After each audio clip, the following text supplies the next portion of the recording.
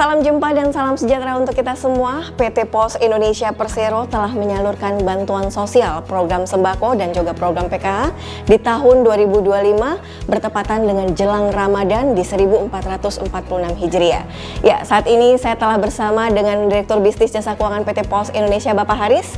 Kita akan membahas realisasi penyaluran bansos dan target capaian di 10 hari penyaluran bansos PKH dan sembako oleh Pos Indonesia. Berikut tentunya tantangan secara strategi dan memastikan bansos tepat sasaran. Salam sehat Pak Haris. Sehat. Iya, Pak Haris, jelang Ramadan di 1446 Hijriah, Pos Indonesia kembali menyalurkan bantuan PKH dan sembako. Nah, seperti apa Pak capaian realisasi yang sudah digaungkan Pos Indonesia di 10 hari kerjanya Pak? Ya. Baik, jadi alhamdulillah pada tahun ini pemerintah kembali memberikan kepercayaan kepada Pos Indonesia untuk ikut membantu menyalurkan bantuan sosial program Keluarga Harapan dan sembako ya. Untuk triwulan 1 2025 ini Pos Indonesia memperoleh alokasi sebanyak lebih kurang 4,2 juta penerima manfaat ya. Dan itu kita mulai kemarin menjelang Ramadan di tanggal 21 Februari ya 2025. Alhamdulillah 10 hari tanggal 2 Maret kemarin kita telah berhasil menyalurkan sebanyak 3,5 juta keluarga penerima manfaat dengan total anggaran yang sudah kita salurkan sebanyak 2,6 triliun rupiah ya. Jadi secara rata-rata sesuai dengan target kita 10 hari pertama itu alhamdulillah kita sudah bisa menyalurkan 90%. Kecuali untuk daerah Papua. Tapi secara keseluruhan untuk daerah-daerah di seluruh Indonesia itu sudah mencapai ya, di 90%. Di posisi ya, 10 hari alhamdulillah sudah ada di 90%. 90%. Oke. Nah, daerah atau regional mana Pak yang pencapaiannya dalam realisasi 10 hari itu terbaik Pak? Kalau kita lihat data itu alhamdulillah yang paling tinggi capaiannya itu ada di daerah Jawa Barat ya. Jawa Barat itu mencapai 98% ya. Jadi posisi tanggal 2 itu mereka sudah bisa mencapai 98% ya. Karena memang ya kondisi daerah mendukung lah ya. Kondisi daerah mendukung ya. Jawa Barat ada kita lihat ya transportasi dan sebagainya relatif lebih lancar sehingga alhamdulillah di posisi yang teratas pada saat 2 Maret kemarin 10 hari kita menyalurkan itu sudah ada di angka 98%. Bukan hal yang mudah ya Pak, apalagi jelang Ramadan, terus juga kondisi cuaca yang saat ini juga tidak menentu ya Pak. Nah, seperti apa Pak strategi dari Pos Indonesia Pak sehingga bantuan ini tuh tepat sasaran Pak?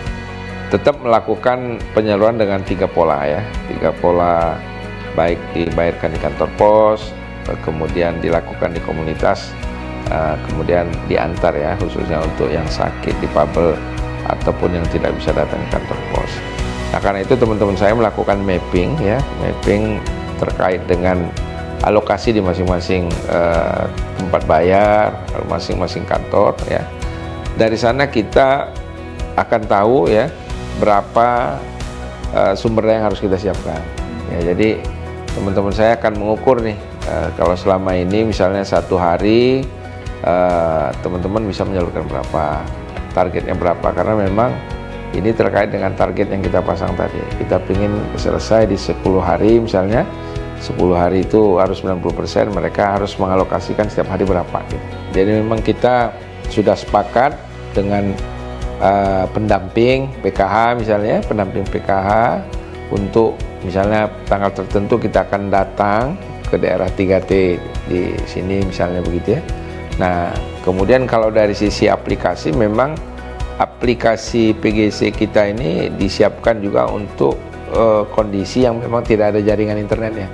Tetap dilakukan proses perekaman ya, misalnya dipoto penerima, foto rumah gitu. Kemudian nanti pada saat ada di daerah yang ada jaringan internet itu akan secara otomatis bisa. Oh, berarti aplikasi ini memang sudah dipersiapkan untuk kondisi apapun ya, tentunya ya, Pak, untuk kondisi yang memang tidak ada jaringan internet atau kita sebut offline ya, jaringan offline. Dari pemerintah pusat sudah memberikan amanah ke Pos Indonesia dan juga tidak menutup kemungkinan mungkin pemerintah daerah juga bisa mempercayakan Pos Indonesia untuk penyaluran bantuan di daerah, Pak.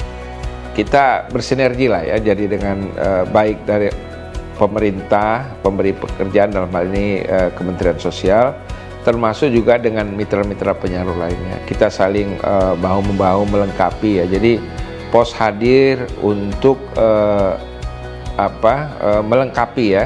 melengkapi himbara yang mungkin karena kondisi tertentu punya kesulitan untuk membuka rekening dan sebagainya, kita hadir melengkapi itu. Termasuk juga kita hadir untuk khusus daerah 3T ya. Jadi boleh dibilang memang Pos Indonesia jatahnya dalam tanda petik ya untuk daerah 3T. Namun tidak tertutup kemungkinan karena kondisi tertentu ya kita juga tetap hadir di berbagai daerah yang lainnya. Jadi Pos Indonesia siap ya mendukung program pemerintah ya, untuk penyaluran maupun non tunai gitu.